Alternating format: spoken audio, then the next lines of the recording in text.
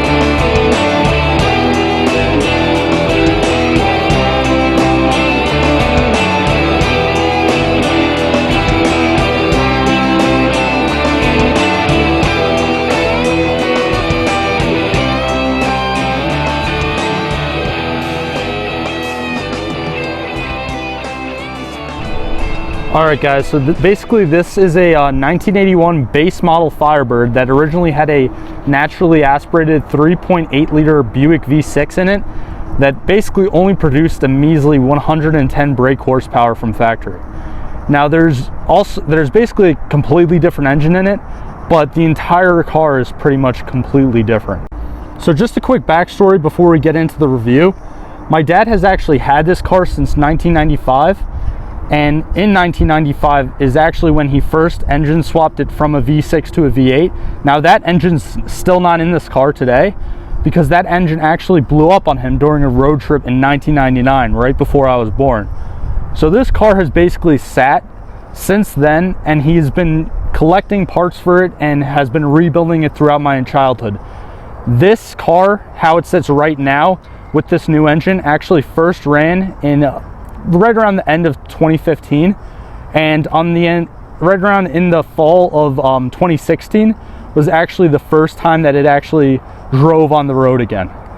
So that being said, we hope to keep building this car and eventually have it as, you know, basically a true show car in the future, because as you guys can tell, it's far from finished yet. I'm going to be talking about this paint job in a minute, but it's obviously not, not a professional paint job. It was done by my father.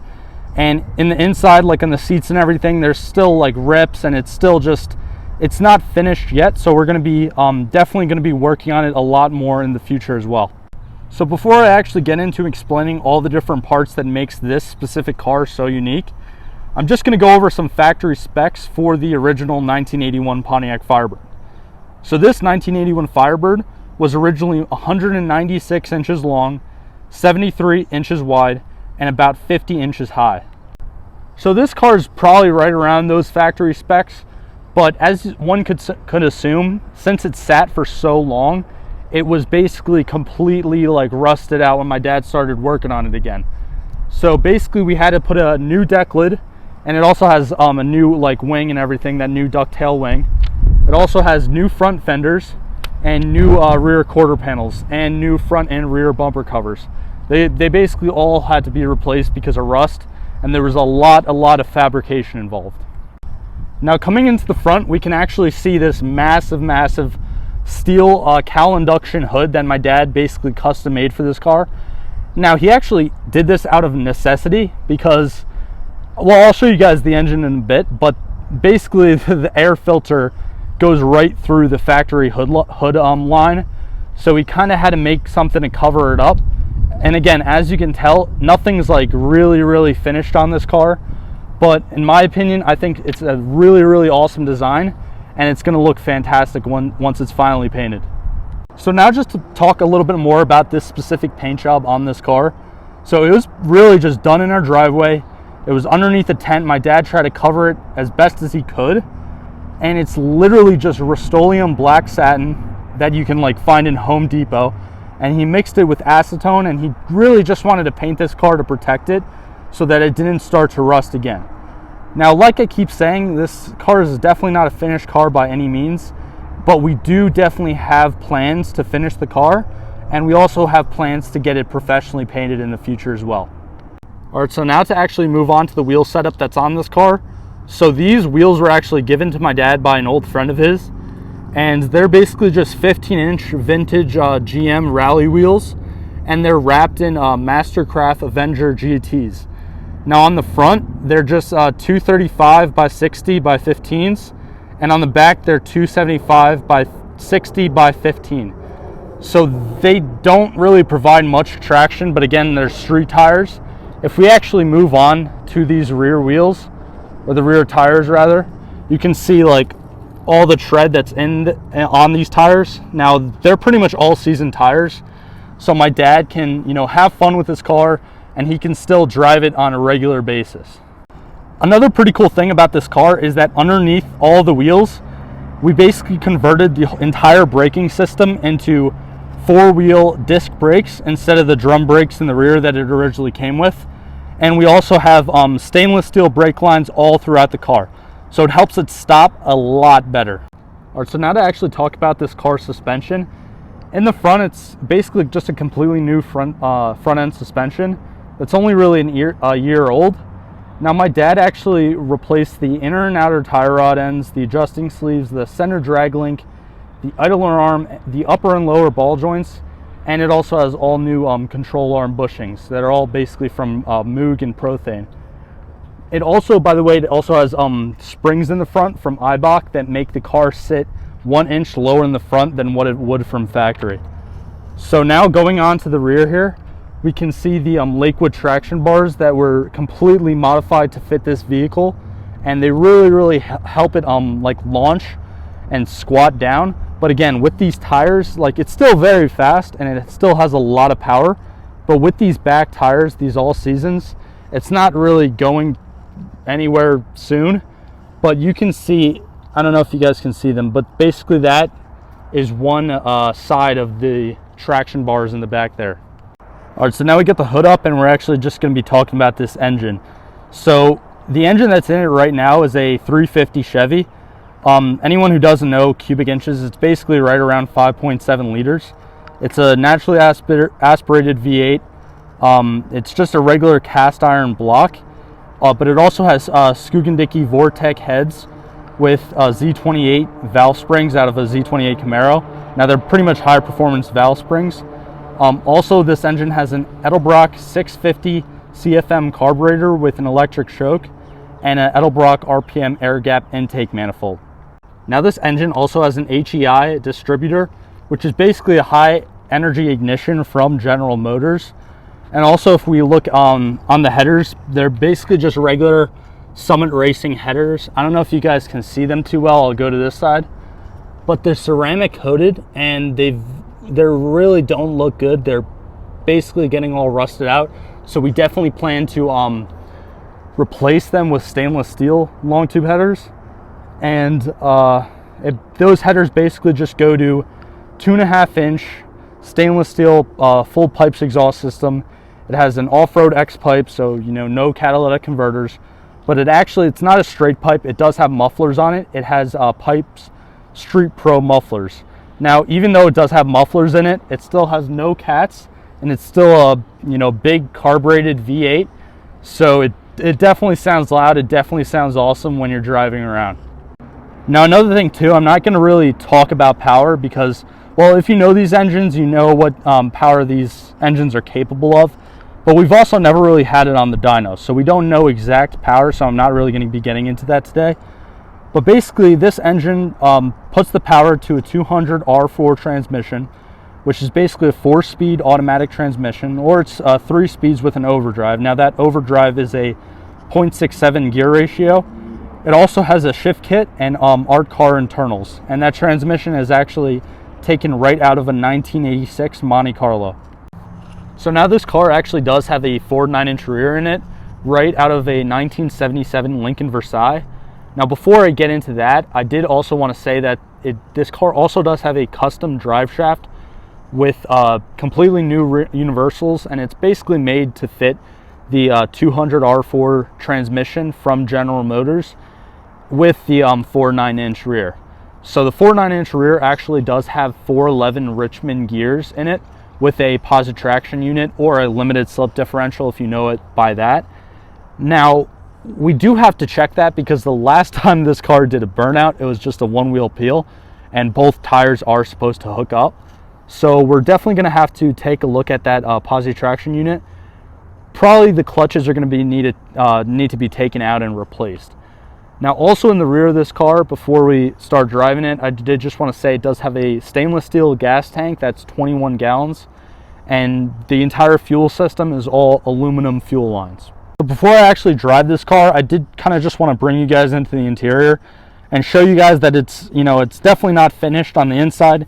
We actually have this cover on the front seat, on the front driver's seat, because there is a rip right in the middle. But yeah, I'm just going to sit in the driver's seat and show you guys just the minor upgrades that we did to it. So now we're actually sitting in this car, and one thing that I did want to mention is that this car does have a B&M ratchet shifter on it. Now, as you can see, it's not really lined up to the correct gears, but basically how that works is you pull it, right now it's in park, and you pull this up, you pull it back, and it goes all the way into first gear. You hit it, and it goes into second gear. You hit it again, it goes into drive, and then you hit it again and it goes into overdrive for this specific transmission. Now, the one upgrade that we did due to the interior is there is actually a modern radio in it. I don't know what actual type of radio it is, but it looks like a Boss radio. I don't know, but it works pretty good. It's got AM, FM, and it does have an aux port, so that is just a little convenience modification that we did. But also, we're looking to change out these gauges. As you guys can see right here, we have a complete kit from Glow Shift. So I actually might be doing a video on this soon. But yeah, that's going to be a pretty big project, but they should work really good, and they should look really good.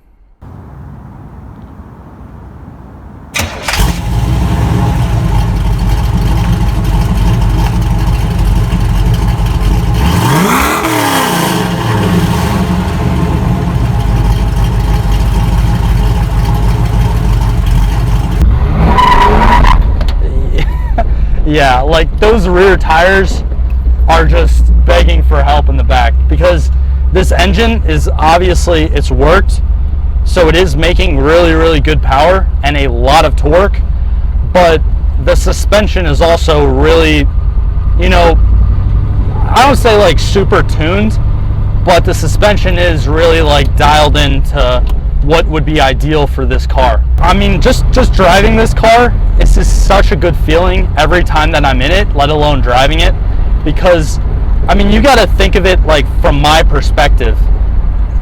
I've seen this car like in a million pieces throughout most of my life, really, and a large part of that, it hasn't been running at all. So recently, a few years ago now, it's actually been on the road. I've been able to drive it. My dad's been driving it, you know, to his work even.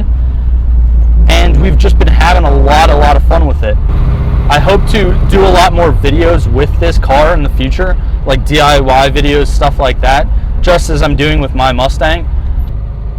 So I'm sorry if this keeps like shaking, but yeah, I just wanted to say that this car basically represents three things for me, really, and it's basically just dedication, hard work, and like the most important thing is basically patience. When this car blew up, it basically blew up like right before I was born. So that being said, my dad kind of put this car, which he loves a lot, on the back burner. He just focused on family, he focused on me, and he just focused on working and my future. Now, that being said, I've seen this car go through such a transformation. I mean, throughout my childhood, it was, you know, like I said before, just in a million pieces multiple times. When you're just kind of cruising around and not trying to lay into it that much, you want to kind of keep it in overdrive because it goes through the gears by itself. And like right now, it's under 1500 RPMs. The speedometer says I'm going 50. I'm not going 50. I'm probably going like 30, maybe 25. That's another thing that's going to have to get fixed soon in this car. We actually have an adapter on the way, so I might make a video out of that as well. And when you're talking about an older classic hot rod, this car actually is pretty convenient to drive. Now, it doesn't have air conditioning. Again, it doesn't have like the stuff that you'd see in like brand new vehicles, but having fun with this car just as a toy, and even driving this day to day, like, it is very, very convenient. Really, it's easy to drive. All right, so even though this thing cruises very nice, when you get into it, when you downshift,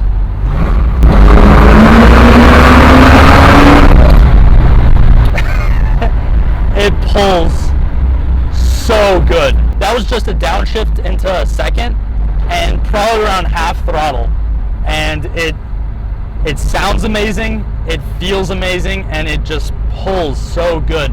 But again, you have to, with these tires, with these back tires, the only way you're gonna hook is if you're already going like 30, 40 miles per hour.